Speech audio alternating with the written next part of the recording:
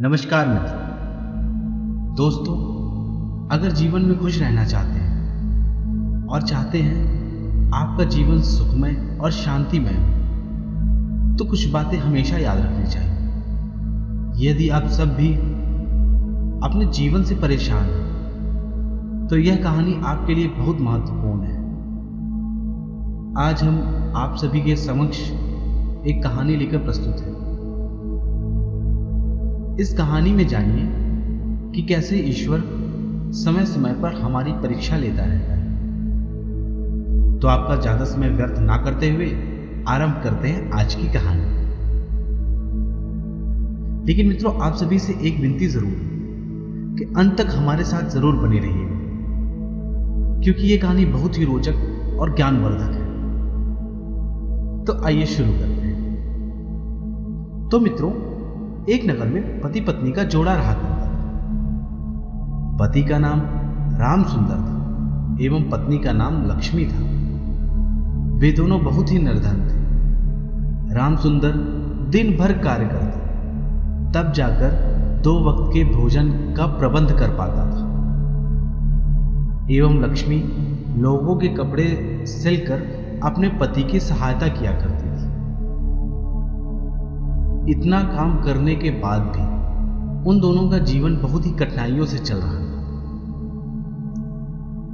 एक दिन जब राम सुंदर अपने काम पर गया हुआ था और लक्ष्मी घर में अकेली थी, तो उस दिन लक्ष्मी के घर 3 साधु आए और लक्ष्मी को आवाज लगाकर बुलाने लगे।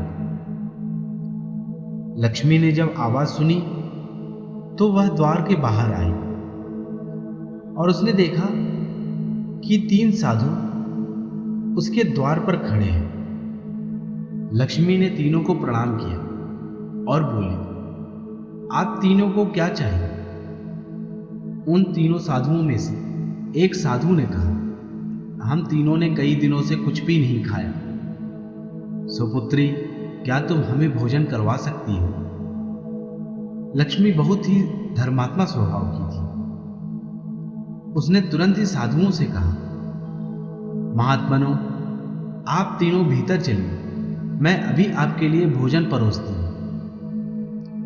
उन साधुओं में से दूसरे साधु ने पूछा, पुत्री, क्या आपके पति अभी आपके घर में उपस्थित हैं? तो लक्ष्मी ने कहा, नहीं, वो तो अभी काम पर गए हैं। साधुओं ने कहा, पुत्री, जब आपके पति घर पर आ जाए तो हमें आवाज लगा दीजिए, हम तीनों यहीं द्वार पर बैठे हुए हैं। जब राम सुंदर घर आया तो लक्ष्मी ने राम सुंदर को पानी दिया और सारी घटना के बारे में राम सुंदर को बताया। उसने कहा कि 3 साधु बाहर बैठे हुए हैं और भोजन करने की इच्छा व्यक्त कर रहे हैं।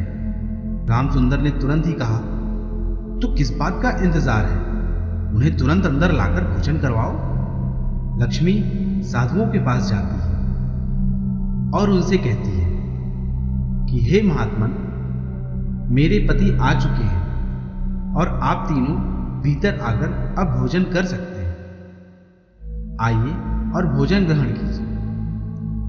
तब उन साधुओं में से एक साधु ने लक्ष्मी को बताया, कहा, हे पुत्री, हम तीनों धन, सफलता एवं प्रेम हैं। हम तीनों एक साथ किसी के घर में प्रवेश नहीं करते। इसीलिए तुम अपने पति से जाकर पूछकर आओ कि वो हम तीनों में से किसे सबसे पहले अपने घर में प्रवेश करवाना चाहता है। लक्ष्मी तुरंत दौड़कर भीतर गई, राम सुंदर से सारी बातें बतलाई।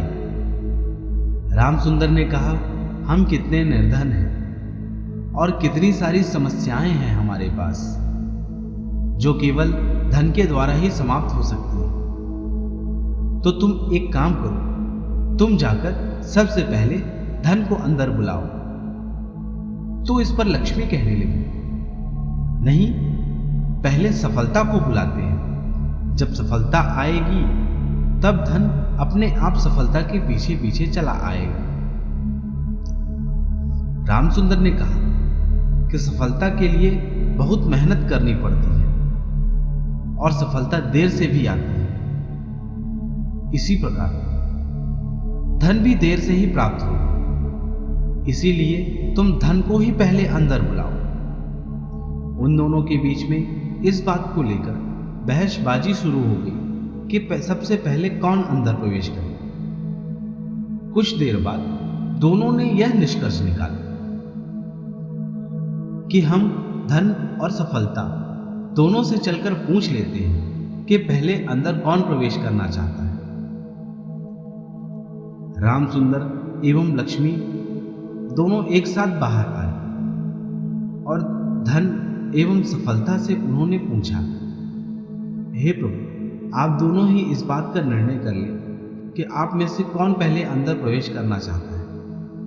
दोनों की बात सुनकर तीनों, धन, सफलता एवं प्रेम ने एक दूसरे की ओर देखा और वहां से जाने लगे। तब लक्ष्मी तीनों के सामने खड़ी होकर कहने लगी, हमसे क्या अपराध हुआ कि आप हमसे रुष्ट होकर जा रहे हैं। तो धन ने कहा, हम तीनों इसी प्रकार सभी के घर पर जाते हैं और उनसे सबसे पहले से प्रवेश करने की इच्छा को पूछते हैं। जो भी लालच में पड़कर धन या सफलता को अपने घर में प्रवेश करने के लिए कहता है तो हम वहां से तुरंत ही चले जाते हैं, और जो अपने घर में प्रेम का प्रवेश पहले चाहता है तो हम प्रेम के बाद घर में एक एक करके उसके साथ चल देते हैं। ऐसा सुनने के बाद रामसुंदर और लक्ष्मी दोनों उन तीनों से क्षमा याचना करने लगे, किंतु वे वहां रुकना नहीं चाहते थे। जब लक्ष्मी और रामसुंदर ने बहुत कहा तो उन तीनों ने कहा, अब हम तुम्हारे यहां रह तो नहीं सकते, किंतु हम जो कहने जा रहे हैं उन बातों को गांठ बांधकर अवश्य रख लें। जहां प्रेम वास करता है वहां हम तीनों का भी वास होता है। लालची व्यक्ति को अगर सोने से भरा हुआ समुद्र भी दे दो तब भी उसे संतुष्टि नहीं मिलती। जिस प्रकार बुढ़ापा सुंदर रूप को, मृत्यु प्राणों को, दूसरों में द्वेष देखने की आदत, अभिमानी को नीच पुरुषों की सेवा, सद्भावना को एवं काम लज्जा को नष्ट कर देता है, उसी प्रकार जहां आपस में प्रेम नहीं होता वहां पर हम कभी निवास नहीं करते। जिस प्रकार अच्छे कार्यों से लक्ष्मी की उत्पत्ति होती है, यदि प्रतिभा हो तो वह लक्ष्मी हमेशा बढ़ती रहती है, और यदि व्यक्ति चतुर है तो लक्ष्मी वहीं पर उसी स्थान पर जम जाती है। यदि किसी भी व्यक्ति को धन एवं सफलता चाहिए तो उसे इन 8 कार्यों का त्याग तुरंत ही कर देना चाहिए, जिसमें से पहला है मदिरा पान करना, दूसरा घर में शांति ना रहने देना, तीसरा सभी से शत्रुता रखना, चौथा पति व पत्नी के बीच संदेह बढ़ाना, पांचवा सुखी परिवार वालों में कलह एवं झगड़ा करवाना, छठवां हर किसी को तुच्छ समझना, सातवां भाई भाई में द्वेष करना, आठवां गलत संगत रखना। यदि इन 8 कार्यों का त्याग किया जाता है तो अवश्य आप सबके घरों में हमारा वास होगा। इतना कहकर वे तीनों, धन, सफलता एवं प्रेम, वहां से अंतर्ध्यान हो गए। और अगर ये कहानी अच्छी लगी हो तो वीडियो को लाइक करें और चैनल को सब्सक्राइब जरूर कर दें और बेल नोटिफिकेशन को जरूर ऑन कर दें।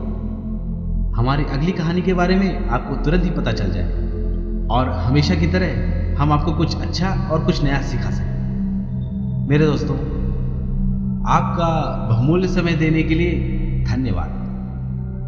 राधे राधे। जय श्री कृष्ण। घनश्याम सभी का कल्याण करे।